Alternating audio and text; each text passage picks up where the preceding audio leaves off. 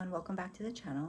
Today I just wanted to talk about the things no one really tells you about your first bikini competition. So not the highlight reels, not the stage photos, not the diet or the workout, but I'm talking about the stuff that catches you off guard if you're not prepared. So these were all things I never knew till the moment came. And it's not a big deal, but for me, I'm someone who likes to know what's coming up and I want to be prepared. So I would have liked to have known these things. Competing isn't just about getting lean and showing up. So there's so many little things that can make the experience either smooth or stressful if you don't know what's coming. So first point is it's a lot more expensive than you think. So first of all, suits alone can be hundreds of dollars. Yes, the small piece of material with a bunch of crystals can cost three, six, and upwards. And then you have the heels, the jewelry, the hair and makeup, the tan, the registration fees, the NPC cards, the hotel. It adds up fast. So this isn't just a fitness goal, it's an investment. So you want to be sure that you're actually ready before jumping in. And then point number two is you should already have a solid base. So you don't start lifting weights when you decide that you want to do a show. You should already have muscle built, especially for bikini. You need glutes, shoulders, overall shape, and that takes time. It takes years. So prep is about refining what you have, not building everything from scratch. So typically when you start prep, you are working on losing the fat covering your physique while trying not to lose any muscle. So if you're entering fit model, it's a bit different as fit model doesn't require as much density, but you still do need a base. Point number three, prep takes longer than you think. So most people underestimate how long it takes to get stage lean. It's not just 12 weeks for everyone. Depending on your starting point, it could be much longer. And if you rush it, you risk losing muscle, burning out, or just not showing up at your best. So personally, I don't like chasing a deadline or stressing about whether I'll be ready in time. I'd rather start earlier, give myself enough runway, and take that pressure off. That way I can focus on doing things right instead of just rushing to get lean. And so this is how I prep my clients as well. And then point number four, you might be doing two-a-days. So depending on how much you need to lose and your timeline, you could be doing a morning cardio, weight training later with a possible second cardio session. So it is a time commitment. So this isn't just fit it in while you can. Your schedule kind of has to revolve around prep a little bit. So again, I like to start myself and my girls early to avoid this. But when the time comes, it just really matters how your body progresses. I've had some shows where the most cardio I did was 45 minutes, and there's been some that I've gone 2 hours. So point number five, cravings are real. You will have cravings. At some point, food is going to be on your mind more than you'd like. Your social media algorithm may start showing you food porn all the time, and as you begin to salivate over these photos more, so it'll start showing up. So it's not about willpower, it's just part of the process, and learning how to manage that mentally is huge. Point number six, posing is way more important than you think.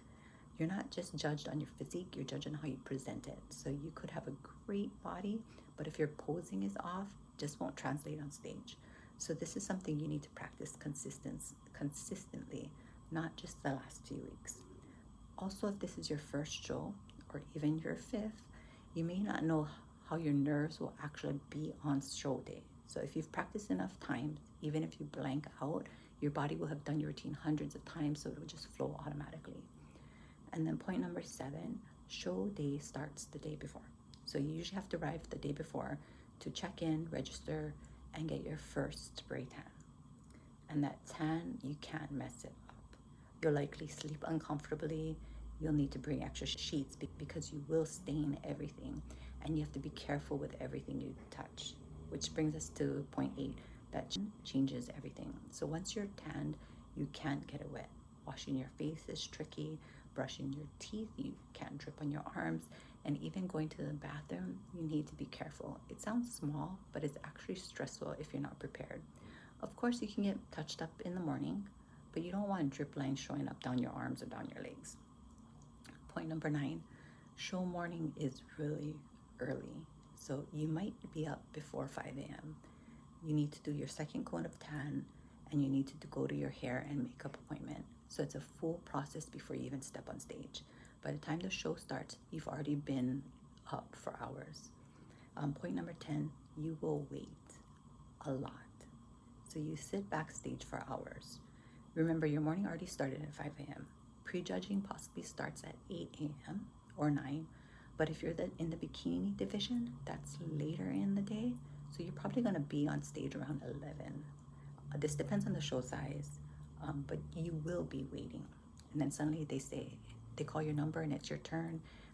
The backstage managers are trying to get you lined up, and it's all a bit frantic. You line up, you step on stage, then you do your routine for about 10 to 15 seconds, and that's it.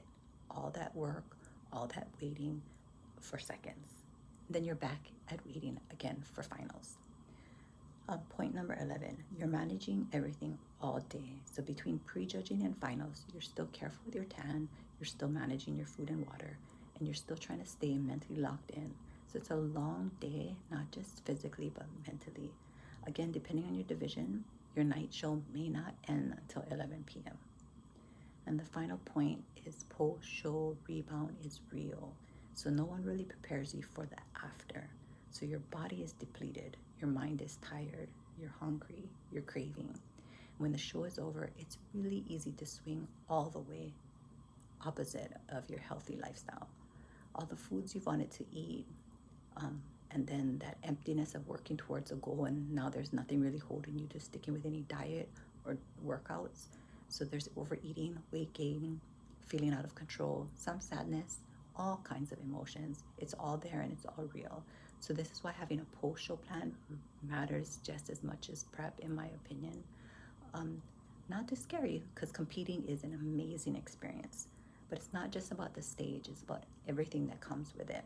So if you go in prepared, not just physically, but mentally, you'll handle it so much better. So if you're thinking about competing, I hope this gave you a real look at what to expect. So if this helped, like, subscribe, and comment below. And tell me what's something that you didn't realize about competing that you wish you knew earlier. And if you want help preparing, I'll see you in the next video.